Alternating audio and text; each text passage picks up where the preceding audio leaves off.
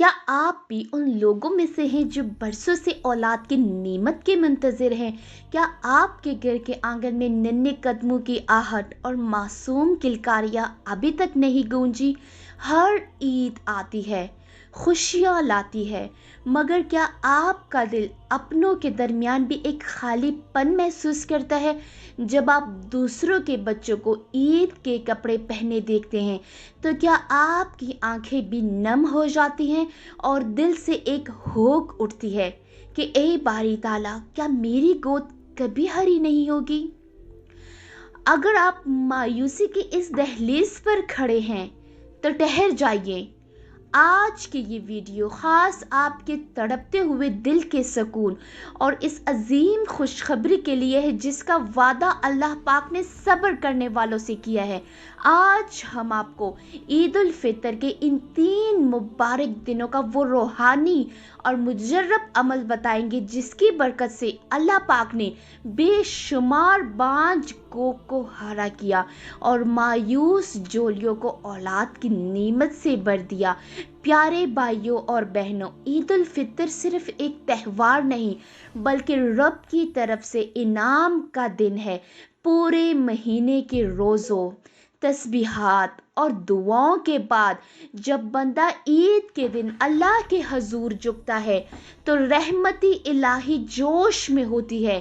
بزرگ فرماتے ہیں کہ عید کے رات اور عید کے ایام میں کی گئی دعا کبھی رد نہیں ہوتی، خاص طور پر وہ دعا جو ٹوٹے ہوئے دل اور سچی تڑپ کے ساتھ مانگی جائے۔ قرآن پاک میں ارشاد ہے، المال والبنون زینت الحیات الدنیا، یعنی مال اور اولاد دنیا کی زندگی کی زینت ہے، اور ایسی زینت کے لیے انبیاء کرام میں بھی دعائیں مانگی۔ حضرت ابراہیم علیہ السلام نے بڑھاپے میں دعا کی، رب ہب لی من الصالحین، اے میرے رب مجھے نیک اولاد عطا فرما، اور اللہ نے ان کی پکار سن لی۔ تو آپ کیوں مایوس ہوتے ہیں؟ وہ اللہ جو سوکھی لکڑی کو ہرا کر سکتا ہے وہ آپ کی مراد بھی ضرور پوری کرے گا۔ وظیفہ بتانے سے پہلے اللہ تعالیٰ کے حضور ہاتھ اٹھا کر دعا ہے کہ اللہ تعالیٰ آپ کو لمبی زندگی والی نیک صحت مند صالح اولاد کی نعمت سے نوازے، آمین یا رب العالمین۔ کمنٹ سیکشن میں آمین کہہ کر ہمیشہ کی طرح اس خاص دعا کا حصہ ضرور بنیے گا، کیونکہ کیا پتہ آپ میں سے کس کی آمین آج قبول ہو جائے اور آپ سب کا فائدہ ہو جائے۔ یہ عمل عید کے پہلے دن سے شروع کرنا ہے اور مسلسل 3 دن یعنی عید کے تیسرے دن تک جاری رکھنا ہے۔ عید کے دن فجر کی نماز کے بعد پرسکون جگہ پر قبلہ رخ ہو کر بیٹھ جائیں۔ سب سے پہلے 11 مرتبہ درود ابراہیمی پڑھیں، کیونکہ جس دعا کے اول و آخر درود ہو وہ عرش الہی تک ضرور پہنچتی ہے۔ اب اللہ پاک کے ان 3 صفاتی ناموں کا ورد کریں، یا خالقو، یا باریو، یا مصورو۔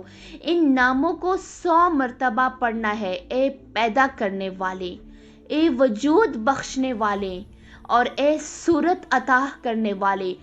جب آپ اللہ کو اس کی تخلیقی طاقت سے پکاریں گے تو وہ کیوں نہ سنے گا۔ اس کے بعد حضرت زکریا علیہ السلام کی وہ مشہور دعا جو انہوں نے تنہائی میں تڑپ کر مانگی تھی، اسے 21 مرتبہ پڑھیں۔ رب لا تذرنی فردا وانت خیر الوارثین، اے میرے رب مجھے اکیلا نہ چھوڑ اور تو سب سے بہتر وارث ہے۔ آخر میں درود پاک 11 مرتبہ پڑھ کر عمل مکمل کریں۔ اب اپنے ہاتھ اٹھا لیں، آنکھیں بند کریں اور اپنے گناہوں کی معافی مانگتے ہوئے اللہ سے اپنی جھولی پھیلائیں، کہیں یا اللہ میں تیرے ہی در پر آیا ہوں۔ دنیا نے مجھے تانے دیے، اپنوں نے نظریں پھیر لی، ڈاکٹر نے جواب دے دیا، مگر تیری رحمت تو بہت وسیع ہے۔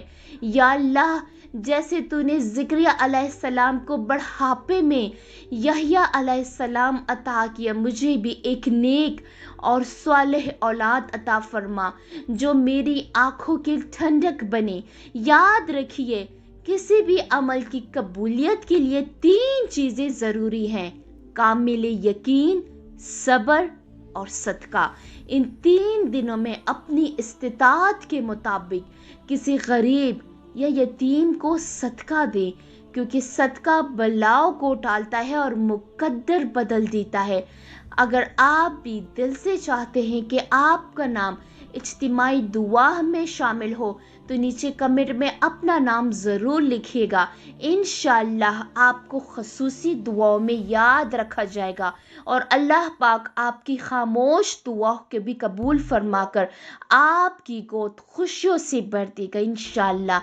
آمین۔